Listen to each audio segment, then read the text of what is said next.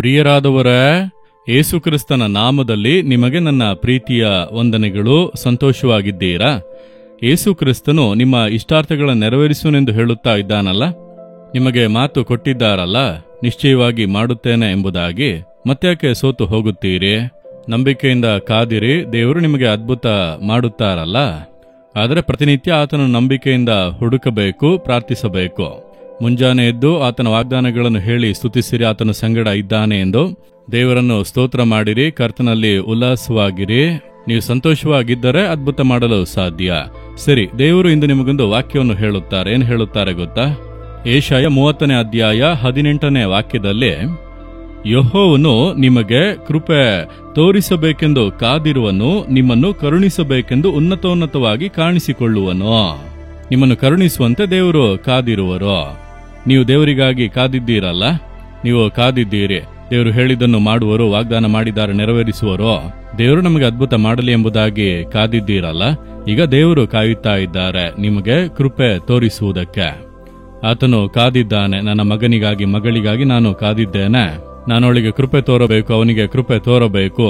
ನಾನು ಮಾತು ಕೊಟ್ಟಿದ್ದೇನೆ, ಅದನ್ನು ಮಾಡಬೇಕೆಂದು ದೇವರು ಕಾಯುತ್ತಿದ್ದಾರೆ. ದೇವರು ಯಾಕೆ ಕಾದಿರಬೇಕು ಅಂದರೆ, ಸರಿಯಾದ ಸಮಯ ಬರುವುದಕ್ಕಾಗಿ ಆತನು ಕಾದಿದ್ದಾನೆ. ಆ ಸಮಯ ಬಂದ ಕೂಡಲೇ ನಿಮಗಾಗಿರುವಂತಹ ಕಾರ್ಯಗಳು ನೆರವೇರುತ್ತವೆ. ಆದ್ದರಿಂದ ನಿಮಗಾಗಿ, ಆ ಒಂದು ಸಮಯಕ್ಕಾಗಿ ದೇವರು ಕಾದಿದ್ದಾರೆ. ಈಗ ಯೇಸು ಮಾಡಿದಂತ ಮೊದಲನೇ ಅದ್ಭುತ ನಿಮಗೆ ಗೊತ್ತಲ್ಲವಾ? ಕಾನಾ ಊರು ಮದುವೆ ಮನೆಯಲ್ಲಿ ದ್ರಾಕ್ಷಾರಸ ಕೊರತೆ ಆಯಿತು, ಒಂದು ಸಮಸ್ಯೆ ಬಂದಿತ್ತು. ಅದರ ನಂತರ ಒಂದು ದೊಡ್ಡ ನಿಂದೆ, ಅವಮಾನ, ದೊಡ್ಡ ಒಂದು ಆಪಾದನೆ ಬರ್ತದಲ್ಲ ಎಂಬುದಾಗಿ ಏನ್ ಮಾಡುವುದೆಂದು ಕುಟುಂಬದವರು ಕಂಗಾಲಾಗಿದ್ದಾರೆ. ಆ ಕುಟುಂಬದವರು ಬಂದು ಯೇಸುವಿನ ತಾಯಿಯ ಬಳಿ ಹೇಳಿದರು. ಆಗ ಆ ತಾಯಿ ಯೇಸುವಿನ ಬಳಿ ಹೇಳುವಾಗ ಯೇಸು ಕ್ರಿಸ್ತನು ಏನು ಹೇಳಿದನೋ, ಅಮ್ಮ, ನನ್ನ ಗೊಡವೆ ನಿನಗೇಕೆ, ನನ್ನ ಸಮಯ ಬಂದಿಲ್ಲ ಎಂಬುದಾಗಿ ಹೇಳಿದನು. ಅಂದರೆ ತಂದೆಯ ಒಂದು ಟೈಮ್ ಬಂದರೆ ಮಾತ್ರ ನಾನು ಕಾರ್ಯವನ್ನು ಮಾಡುವುದಕ್ಕೆ ಸಾಧ್ಯ.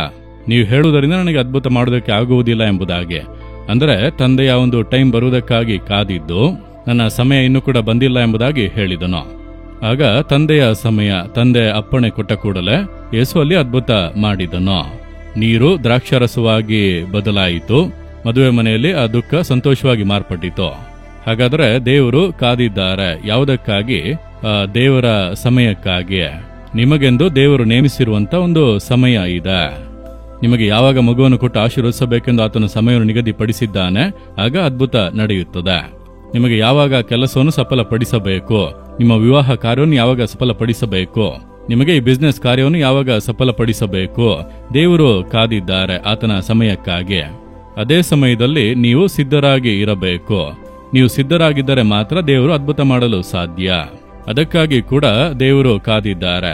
ಅದಕ್ಕಾಗಿ ನಿಮ್ಮನ್ನು ಸಮರ್ಪಿಸಿ ನೀವು ಕೂಡ ಕಾದಿರಬೇಕು.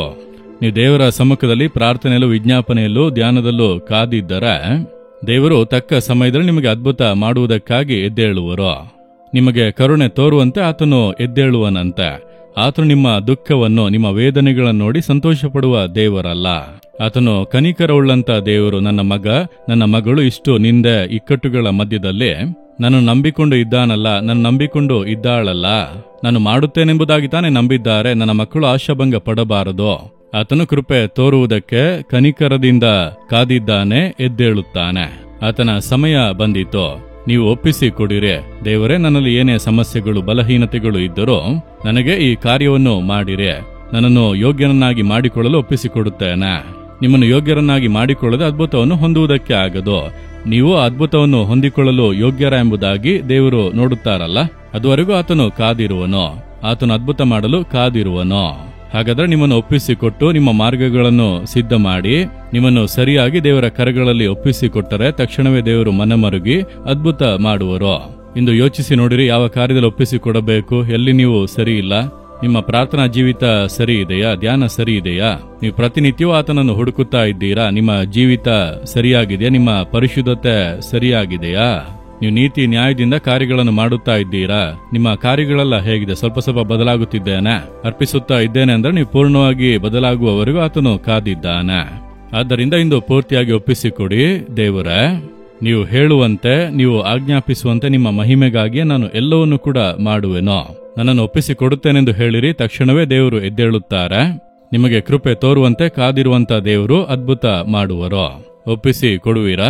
ದೇವರೇ, ನನ್ನನ್ನು ಒಪ್ಪಿಸಿ ಕೊಡುತ್ತೇನೆಂಬುದಾಗಿ ಪ್ರಾರ್ಥಿಸುತ್ತಾ ಇರುವ ಈ ಮಗನನ್ನು, ಈ ಮಗಳನ್ನು ನೋಡಿರೆ. ಇನ್ನೂ ಕೂಡ ತಡ ಮಾಡದಂತೆ ತಕ್ಷಣವೇ ನೀವು ಎದ್ದು ನಿಮ್ಮ ಮಕ್ಕಳಿಗೆ ಅದ್ಭುತಗಳನ್ನು ಮಾಡಿ ಸಂತೋಷ ಪಡಿಸಿರಿ. ಇಂದೇ ಅದ್ಭುತಗಳನ್ನು ಮಾಡಿರೆ. ಇಂದೇ ಅವರ ದುಃಖ ಮಾರ್ಪಡಲಿ. ಇಂದೇ ಅವರ ಜೀವಿತದಲ್ಲಿ ಒಂದು ಅತಿಶಯವಾದ ಕಾರ್ಯ ನಡೆಯಲಿ.